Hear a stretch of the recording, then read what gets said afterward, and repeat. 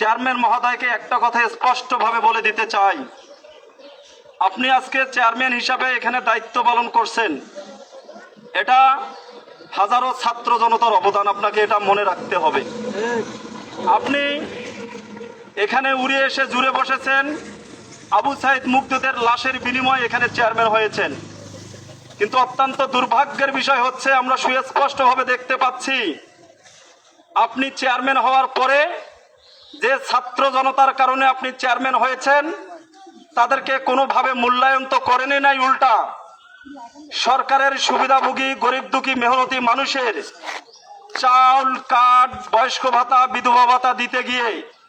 নানা ধরনের অনিয়মের সাথে সম্পৃক্ত হয়ে গেছেন, যার সুস্পষ্ট প্রমাণ, ভিডিও, চিত্র, ছবি সবে এই ছাত্র জনতার কাছে আছে। আমি এখান থেকে আপনাকে হুঁশিয়ার করে বলে দিতে চাই, আমরা ছাত্র জনতা শেখ হাসিনা আমাদের সামনে টিকতে পারে নাই, আমরা জীবন দিয়েছি তবু অন্যায়ের সাথে আপোষ করি নাই। আমরা আপনাকে বলে দিতে চাই, আজকের পর থেকে এই ইউনিয়ন পরিষদে যদি আপনি চেয়ারম্যানই করতে চান,